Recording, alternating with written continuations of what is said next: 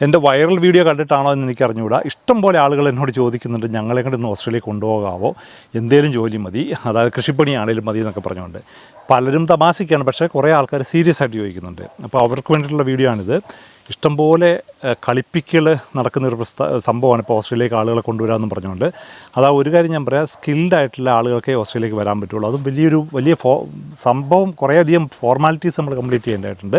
ഞാൻ അതിനെപ്പറ്റി ഒരു വീഡിയോ ചെയ്തിട്ടുണ്ട്. അതിൻ്റെ ഞാൻ എൻ്റെ പ്രൊഫൈലിൽ പോയി നമുക്ക് കാണാൻ പറ്റും, പിൻ ചെയ്തിട്ടുണ്ട്. അത് നിങ്ങൾ കാണുക. പക്ഷേ ഈ വീഡിയോയിൽ ഞാൻ പറയാൻ പോകുന്നത് ഇവിടുത്തെ കളിപ്പീരുകളാണ്. ഇപ്പോൾ ഈയിടെ എനിക്ക് വന്നൊരു മെയിലാണ്.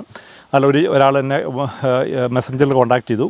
പുള്ളി പറഞ്ഞു, ചേട്ടാ എനിക്ക് എന്നെ പെർത്തിലൊരു വലിയ ഹോസ്പിറ്റലാണ്, എനിക്ക് അവിടെ നിന്നൊരു ജോലി കിട്ടിയിട്ടുണ്ട്, എന്തോ ഒരു എക്സ്റേ ടെക്നീഷ്യൻ എന്താണെന്ന് തോന്നും, ഓർക്കുന്നില്ല. അവിടെ അത് ഒരു ചെറിയ സംശയം, കളിപ്പീരാണോ എന്ന് എനിക്ക് ചെറിയ സംശയം, ചേട്ടന് ചെക്ക് ചെയ്യാമെന്ന് ചോദിച്ചു. അപ്പോൾ ഞാൻ ചോദിച്ചു, എന്താ നിങ്ങൾക്ക് അങ്ങനെ സംശയം തോന്നാൻ കാരണം? പുള്ളി പറഞ്ഞു, ഞാൻ അവിടെ അപ്ലൈ ചെയ്തായിട്ട് ഞാൻ ഓർക്കുന്നില്ല എന്ന് പറഞ്ഞു. ഞാൻ പറഞ്ഞ അപ്പോൾ ഒരു കാര്യം, ഓഫർ ലെറ്റർ എന്തെങ്കിലും ഉണ്ടോ എന്ന് ചോദിച്ചു. പുള്ളി പറഞ്ഞു ഉണ്ട്. ഞാൻ പറഞ്ഞു അയച്ചു തരാൻ പറഞ്ഞു. അപ്പോൾ ഓഫർ ലെറ്റർ അയച്ച് ഞാൻ ഒന്ന് ചെക്ക് ചെയ്ത് നോക്കി. അപ്പോൾ നോക്കുമ്പോൾ വളരെ അവരുടെ തന്നെ അവരുടെ ലെറ്റർ ഹെഡ് പോലെ തന്നെ തോന്നിക്കും. അവരുടെ ലോഗോ എല്ലാം ഉണ്ട്, അവരുടെ ഡീറ്റെയിൽ, അവരുടെ അഡ്രസ്സ്, അവരുടെ ഫോൺ നമ്പർ എല്ലാം ഉണ്ട്. പക്ഷേ അതിനകത്ത് ഒരു കാര്യം എനിക്ക് പെട്ടെന്ന് എൻ്റെ കണ്ണിൽപ്പെട്ടു. അതായത് അവർ നെറ്റ് സാലറി തരുമെന്ന് പറഞ്ഞത് ഭയങ്കര ഒരു സാലറിയാണ് നിൽക്കുന്നത്. അതായത് അവരൊരു ഇയർലി സാലറി കൊടുത്തിട്ടുണ്ട്, എന്നിട്ട് താഴെ കൊടുത്ത് നിങ്ങൾക്ക് നെറ്റ് ഇത്രയാണ് ടാക്സ് കഴിഞ്ഞ് കിട്ടുന്നതെന്ന് പറഞ്ഞു. അത് നോക്കുമ്പോൾ ഞാൻ നോക്കും, അത് ഗ്രോസ് സാലറിൻ്റെ എമൗണ്ടാണ് അതിനകത്ത് എഴുതി വെച്ചേക്കുന്നത്. അപ്പോൾ അങ്ങനെ ഒരു മിസ്റ്റേക്ക് ഈ ഹോസ്പിറ്റൽ നടത്തുമോ ഇല്ലയോ എന്ന് എനിക്ക് സംശയമുണ്ട്. അങ്ങനെ സാധാരണ ഉണ്ടാകാറില്ലല്ലോ. പക്ഷേ ഹോസ്പിറ്റലിൽ അതിനേക്കാളും വലിയ മിസ്റ്റേക്ക് നടത്തിയിട്ടുണ്ട്. അതിനെപ്പറ്റി ഇപ്പം പറഞ്ഞുതരാം.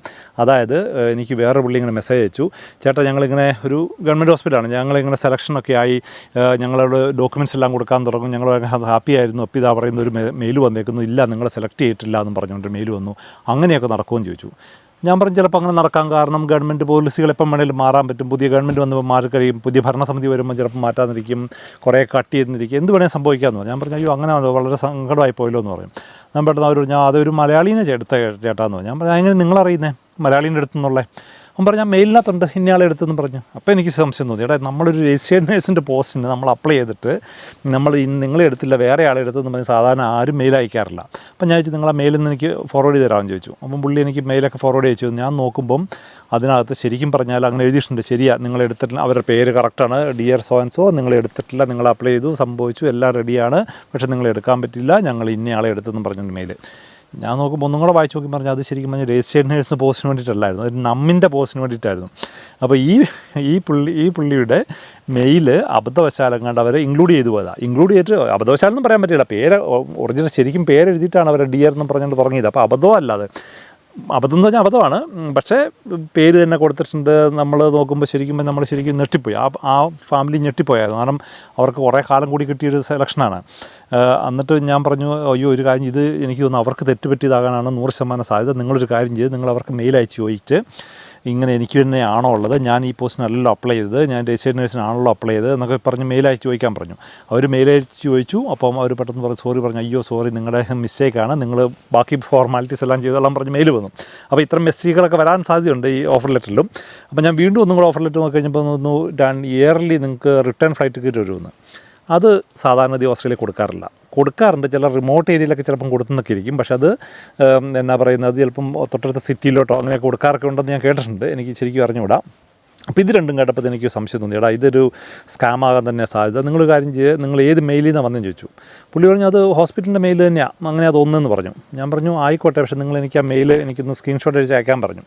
പുള്ളി എനിക്ക് പെട്ടെന്ന് സ്ക്രീൻഷോട്ട് എഴുതി അയച്ചു തന്നു. അപ്പോൾ അന്നേരം അതിനകത്ത് ഞാൻ കണ്ടപ്പോൾ നോക്കുമ്പം വളരെ സ്കാം, ഒറ്റ മോട്ടത്തിൽ എനിക്ക് മെയിൽ അഡ്രസ്സ് കണ്ടാൽ എനിക്ക് സംഭവം മനസ്സിലായി. കാരണം ഞാൻ ഈ IT ഫീൽഡിൽ വന്നിട്ട് ഏകദേശം ഒരു 33 വർഷമായി. അതായത് 1990 ഞാൻ എൻ്റെ IT ജീവിതം തുടങ്ങുന്നത്, എൻ്റെ കോഴ്സ് തുടങ്ങുന്നത്.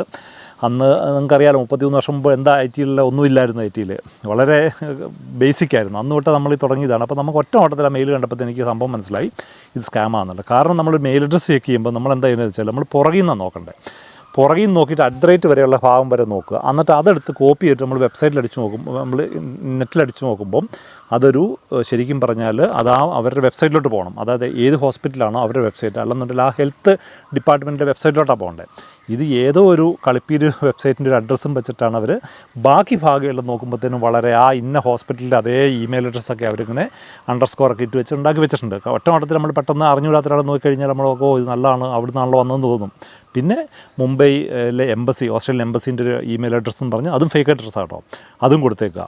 അപ്പോൾ ഇതിൻ്റെ ഇത്തരം തട്ടിപ്പിൻ്റെ അടുത്ത സ്റ്റേജ് എന്ന് വെച്ചാൽ ഒരു മുംബൈയിൽ നിന്ന് ഒരാളിങ്ങനെ വിളിക്കും, അല്ലെന്നുണ്ടെങ്കിൽ മെയിലായിരിക്കും, ഇതാ നിങ്ങളുടെ എംബസിയിൽ നിന്നാണ് വിളിക്കുന്നത്, എംബസി ഏർപ്പാടാക്കിയ വക്കീലാണ് ഞങ്ങൾ എന്നും പറഞ്ഞ് ചിലപ്പം പറയാറുണ്ട്, ഇത്ര രൂപ അടയ്ക്കാൻ പറഞ്ഞുകൊണ്ട്.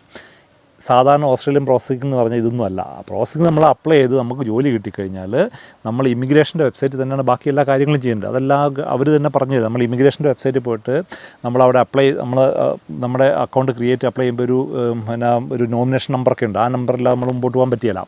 അപ്പോൾ അതൊക്കെ കിട്ടിക്കഴിയുമ്പോൾ നമുക്ക് അറിയാൻ പറ്റും, ഇത് ഒറിജിനലാണെന്നല്ല നമുക്ക് അറിയാൻ പറ്റും. നിങ്ങൾക്ക് എന്തെങ്കിലുമൊക്കെ ഇങ്ങനെ ഹെൽപ്പ് വേണമെന്നുണ്ടെങ്കിൽ നിങ്ങൾ ശരിക്കും പറഞ്ഞാൽ നിങ്ങളൊരു മാറാ ഏജൻറ്റുമാരെയാണ് നിങ്ങൾ സമീപിക്കേണ്ടത്. ഈ എല്ലാ മാറാ ഏജൻറ്റുമാരും നല്ലവരൊന്നുമല്ല എന്ന് പറയാൻ കാരണം എന്ന് വെച്ചാൽ ഗവൺമെൻറ് ഓരോ മാസം അതിനകത്ത് പുഴുക്കുത്തുകൾ എടുത്ത് ദൂരെ കളയുന്നുണ്ട്. നിങ്ങൾക്ക് തന്നെ ഒരു സെക്ഷൻ പോയി നോക്കി കാണാൻ പറ്റും, അവരെടുത്ത് കളയാറുണ്ട് അവർ.